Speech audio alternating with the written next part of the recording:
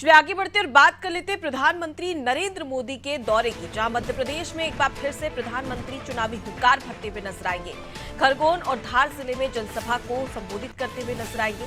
साथ ही आपको बता दें कि दोनों जिलों में सभा को संबोधित करेंगे। चौथे चरण के मतदान के लिए प्रधानमंत्री का ये दौरा रहेगा।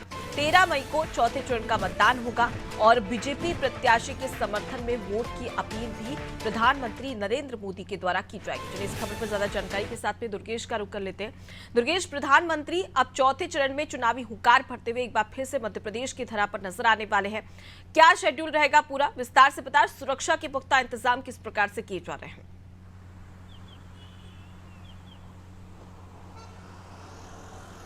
बिल्कुल अनुपमा, जिस प्रकार से देश के प्रधानमंत्री नरेंद्र मोदी लगातार मध्य प्रदेश के दौरे कर रहे हैं, मध्य प्रदेश में नरेंद्र मोदी जो प्रधानमंत्री, देश के प्रधानमंत्री, उनका ये 7वां दौरा होगा और खरगोन और धार में वो कल चुनावी जनसभा करते दिखाई देंगे। खरगोन और धार से जो भारतीय जनता पार्टी के उम्मीदवार है उनके समर्थन में चुनावी जनसभाएं करेंगे, रैलियां करेंगे। और उसके साथ ही जिस प्रकार से मालवा और निवाड़ का ये जो अंचल है, आदिवासी बाहुल्य अंचल माना जाता है, इसको साधने के लिए दोनों सियासी दलों ने एड़ी चोटी का जोर लगा रखा है। ऐसे में भारतीय जनता पार्टी का जो शीर्ष नेतृत्व है, भारतीय जनता पार्टी का जो संगठन है और भारतीय जनता पार्टी की जो मुखिया हैं, उसके साथ ही देश के प्रधानमंत्री तक इन अंचलों में लगातार दौरे कर रहे हैं। चाहे मुख्यमंत्री डॉक्टर मोहन यादव हो, चाहे फिर प्रधानमंत्री नरेंद्र मोदी हो, फिर चाहे भारतीय जनता पार्टी के राष्ट्रीय अध्यक्ष हो। ऐसे में जब कल प्रधानमंत्री नरेंद्र मोदी आएंगे तो कहीं ना कहीं जो आदिवासी बाहुल्य सीटें हैं और आदिवासियों की एक बाहुल्यता है इन सीटों पर, ऐसे में जैसे पिछले चुनाव की हम बात करें, विधानसभा चुनाव की, तो यहाँ से कांग्रेस को अच्छी खासी सीटें मिली थी। ऐसे में भारतीय जनता पार्टी किसी प्रकार की कोई रिस्क नहीं लेना चाहती है।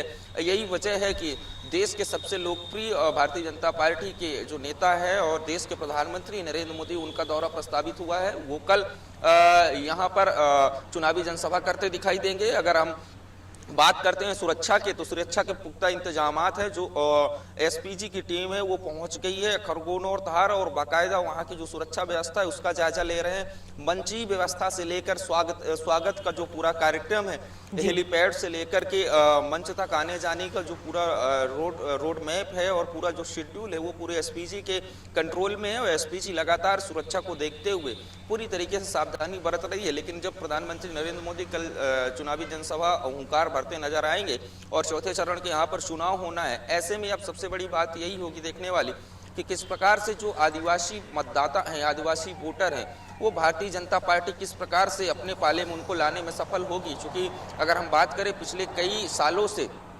तो लगातार भारतीय जनता पार्टी का यह प्रयास रहा है, भारतीय जनता पार्टी का यह फोकस रहा है कि जो आदिवासियों के हितार्थ की योजनाएं हैं, अपने आप को आदिवासी हितैषी होने की जो दावे हैं वो लगातार आदिवासियों के बीच करती नजर आई है भारतीय जनता पार्टी। और कई कार्यों भी किए, कई उनके महापुरुष रहे, उनके महापुरुषों के नाम पर कॉलेज के नामकरण हुए, कई मूर्तियां अनावरण हुई। और इसके साथ ही लगातार जिस प्रकार से योजनाएं चला रहे हैं आदिवासियों के लिए, वो कहीं ना कहीं आदिवासियों को अपने पाले में लाने की एक कोशिश है। वैसे में देखने वाली यही बात होगी कि जब प्रधानमंत्री चुनावी जनसभा करेंगे और उसके बाद जब 13 मई को मतदान होगा तो आदिवासी मतदाता किसके साथ रहते हैं। जी अनुपमा। जी बिल्कुल, और जिस प्रकार से आपने इस आगरा मालवा निवाड़ क्षेत्र की बात की है, अगर हम यहाँ पर सबसे पहले अगर बात कर ली जाए तो देखिए यहाँ पर आदिवासी वर्ग है और कहा भी जाता है मध्य प्रदेश की राजनीति में कि आदिवासी वर्ग जिसके साथ सत्ता की चाबी उसके हाथ। ऐसे में आदिवासी वर्ग को साधने के लिए भाजपा क्या कवायद कर रही है और दोनों ही सीटों की अगर बात करें सियासी समीकरणों की तो वो किस प्रकार से है?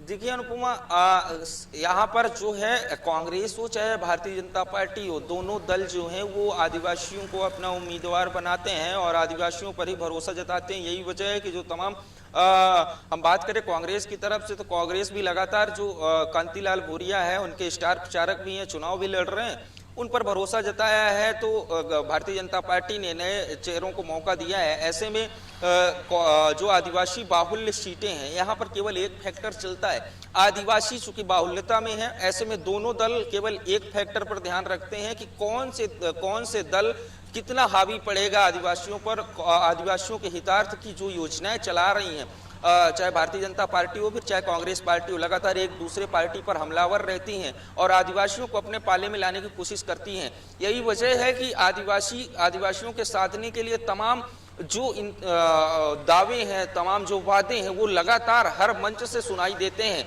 और लगातार कार्य भी किए जा रहे हैं। तो हम यदि बात करें तो यहाँ केवल एक सीधा सा सियासी समीकरण यही है कि आदिवासी जिसके साथ चलेगा उसकी जीत निश्चित है। तो यही वजह है कि लगातार आदिवासियों के बीच जो नेता हैं, जो सियासी दलों के राजनेता है, वो पहुंच रहे हैं, आदिवासी हितैषी होने का अपने आप को दावा करते हैं। जी बिल्कुल दुर्गेश, लेकिन कहीं ना कहीं यहाँ पर एक मुकाबला भी कड़ा नजर आ रहा है, क्योंकि धार की अगर बात कर ली जाए तो 8 लोकसभा सीटों में 5 पे कांग्रेस का भी जो है, विधानसभा सीटों की बात कर ली जाए और 3 पर भाजपा।